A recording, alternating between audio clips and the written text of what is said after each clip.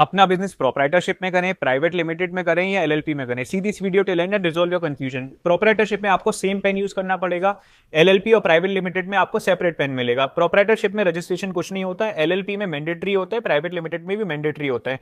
Proprietorship में कोई cost नहीं होती रजिस्ट्रेशन की, एलएलपी में 4 से 7 हज़ार का खर्चा होता है, प्राइवेट लिमिटेड में 7 से 12 हज़ार का खर्चा होता है। प्रोप्राइटरशिप में आपकी एनुअल कंप्लाइंस 5 से 15 हज़ार में हो जाती है, एलएलपी में 25 से 50 हज़ार और प्राइवेट लिमिटेड में 40 से 1 लाख रुपए का खर्चा आता है। क्लोजर अगर आप करेंगे प्रोप्राइटर तो कोई कॉस्ट नहीं होती, एलएलपी में 5 से 15 हज़ार, प्राइवेट लिमिटेड में 10 से 25 हज़ार का खर्चा हो जाता है।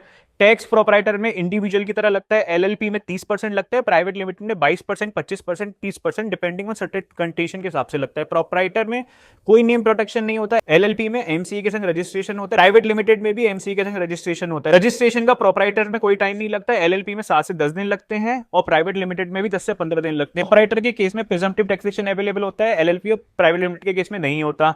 80C 80D जैसी डिडक्शन प्रोप्राइटर के केस में होती है, एलएलपी और प्राइवेट लिमिटेड के केस में नहीं होती। स्टार्टअप इंडिया और एंजल इन्वेस्टमेंट जैसे बेनिफिट प्रोप्राइटर के केस में अवेलेबल नहीं होते, एलएलपी और प्राइवेट लिमिटेड के केस में अवेलेबल होते हैं। This was the part 7 of the magic finance board. Do share this video with someone who has this confusion.